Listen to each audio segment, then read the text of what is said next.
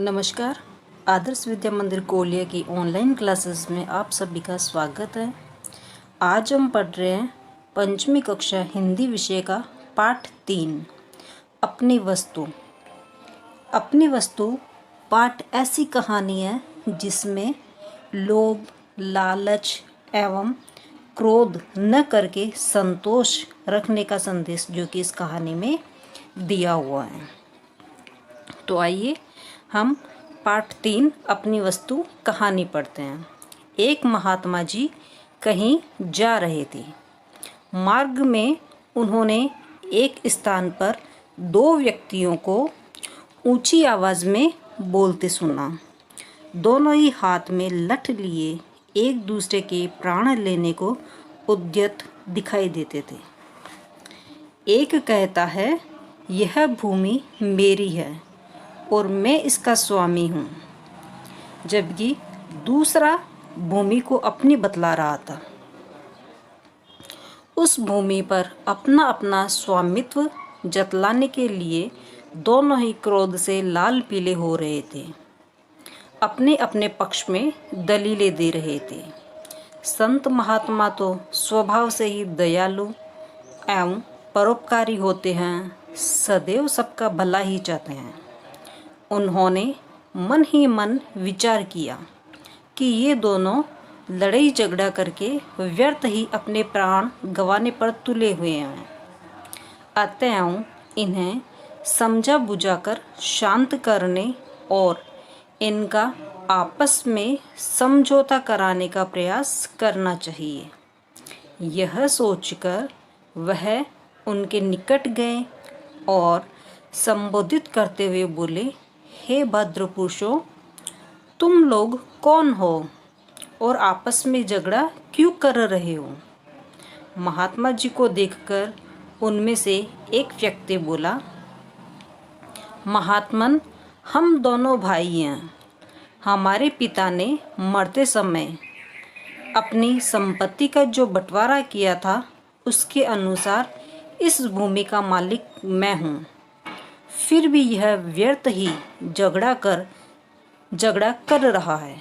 दूसरा व्यक्ति तत्काल चिल्ला उठा, महाराज, ये बिल्कुल झूठ बोल रहा है। यह भूमि इसके भाग में नहीं है, बल्कि मेरे भाग में आती है, इसलिए इसका असली मालिक मैं हूँ। ये झूठ मूठ ही इसे अपने बतलाकर और मुझे डरा धमकाकर इसे हड़पना चाहता है। महात्मा जी ने शांत भाव से फरमाया, तुम दोनों ही इस भूमि को अपना कहते हो और अपने अपने पक्ष में दलीलें देते हो। ऐसे तो इसका निर्णय कभी नहीं होगा। इसलिए अच्छा यही रहेगा कि जिस भूमि के लिए तुम दोनों मरने और मारने पर उतारू हो, उससे ही यह बात पूछ लो कि उसका असली मालिक तुम दोनों में से कौन है। वह स्वयं ही इस बात का निर्णय कर देगी। कुछ पल तक दोनों महात्मा जी के मुख की ओर ताकते रहे, फिर बोले, किंतु ये कैसे संभव है? भूमि भी कभी बोलती है? महात्मा जी ने उत्तर दिया, हाँ, वह अवश्य बोलती है, परंतु उसकी आवाज़ तुम लोग नहीं सुन सकते, हम सुन सकते हैं। किंतु यह बताओ कि भूमि जो भी निर्णय देगी, क्या वह तुम्हें दोनों को मान्य होगा? दोनों भाई इस बात पर राजी हो गए।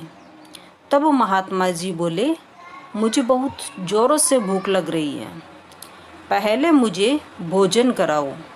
वे बोले, भूमि का निर्णय हो जाए फिर आपको डटकर खाना खिलाएंगे।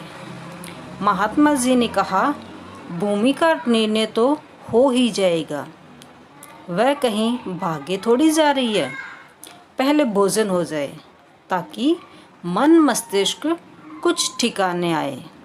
इसलिए तुम दोनों अपने घर से भोजन ले आओ, तब तक हम यही बैठे हैं। यह कहकर महात्मा जी एक पेड़ की छाया में बैठ गए। दोनों भाई घर गए और अपने अपने घर से भोजन बनवाकर ले आए। महात्मा जी ने उन दोनों को बैठ जाने को कहा। तत्पश्चात उन्होंने भोजन के 3 भाग किए और दोनों भाइयों को भोजन करने का आदेश देकर स्वयं भी भोजन करने लगे। इस प्रकार ऊपर की सब बातचीत तथा भोजन आदि से लगभग 2 घंटे लग गए। महात्मा जी की इस समस्त कार्यवाही का उद्देश्य केवल यह था कि दोनों का क्रोध कुछ कम हो जाए, ताकि उन्हें समझाया बुझाया जा सके। और हुआ भी यही। वह दोनों जब भोजन से निवृत्त हुए तो काफ़ी शांत थे। उन्होंने महात्मा जी के चरणों में विनय की, महाराज, यह भूमि तो कुछ बोलेगी नहीं, इसलिए आप ही हमारा निर्णय कर दीजिए। महात्मा जी ने कहा, इस भूमि से पूछकर इसका निर्णय करते हैं। यह कहकर उन्होंने अपना कान भूमि के साथ लगाया, मानो कुछ सुनने का प्रयत्न कर रहे हो। कुछ देर तक वह भूमि के साथ कान लगाए रहे, फिर सीधे बैठ गए और गंभीर वाणी में बोले, यह भूमि तो कुछ और ही कह रही है। दोनों भाई बोले, महाराज, भूमि क्या कह रही है? महात्मा जी ने कहा, ये भूमि कहती है कि ये दोनों व्यर्थ ही मेरे ऊपर अधिकार जमाने के लिए झगड़ा कर रहे हैं, क्योंकि मैं इन दोनों में से किसी की भी नहीं हूँ। हाँ, ये दोनों अवश्य मेरे हैं। मैंने इनकी कई पीढ़ियों को पाला है और जाते हुए भी देखा है। महात्मा जी की बात सुनकर दोनों भाई बड़े लज्जित हुए और महात्मा जी के चरणों में गिर पड़े। महात्मा जी ने लोहा गर्म देखकर चोट की और उन्हें समझाते हुए कहा, तनिक विचार करो कि जिस भूमि के लिए तुम लोग आपस में झगड़ा कर रहे हो, क्या वह आज तक किसी की बनी है जो तुम लोगों की बन जाएगी? मनुष्य मेरी मेरी कहकर व्यर्थ यत्न करता है। यह नहीं सोचता कि इनमें से कुछ भी मनुष्य का अपना नहीं है। बड़े बड़े छत्रपति राजा भी इन्हें अपना अपना कहकर चले गए, परंतु साथ क्या ले गए? कुछ भी नहीं। वह जैसे खाली हाथ संसार में आए थे, वैसे ही खाली हाथ इस संसार से चले गए। तुम लोग भूमि के इस छोटे से टुकड़े के लिए झगड़ा करके अपने अनमोल जीवन को नष्ट करने पर क्यों तुले हुए हो? यह भूमि न तुम्हारी है और न ही तुम्हारी बनेगी। भूमि ही क्या, संसार के जितने भी पदार्थ हैं, धन, संपत्ति, मकान आदि, इनमें से कुछ भी तुम्हारा नहीं है। तुम्हारी अपनी वस्तु तो केवल भजन, भक्ति और तुम्हारे अच्छे कर्म हैं, जो लोक परलोक के सगी साथी हैं। शेष सब कुछ तो यही रह जाता है।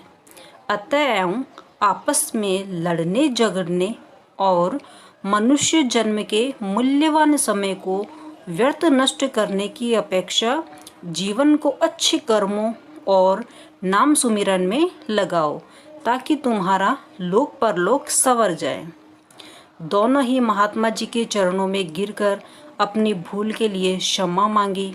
उस दिन से सबके साथ प्रेम का व्यवहार करते हुए, अपने समय को भजन भक्ति में लगाते हुए अपना जन्म सफल करने लगे।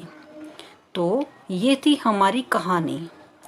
अब हम करेंगे इस पाठ के शब्द अर्थ। कुछ कठिन शब्द हैं जो इस पाठ में आए थे, वो इस प्रकार है। उद्यत, उद्यत का अर्थ होता है तैयार। स्वामित्व, स्वामित्व का अर्थ होता है अधिकार। संपत्ति, संपत्ति का मतलब होता है धन दौलत। हड़पना, हड़पना का अर्थ होता है गायब कर जाना, अनुचित ढंग से ले लेना। मूल्यवान, मूल्यवान का अर्थ होता है कीमती। संसार, संसार का अर्थ होता है दुनिया। तनिक, तनिक का अर्थ होता है थोड़ा।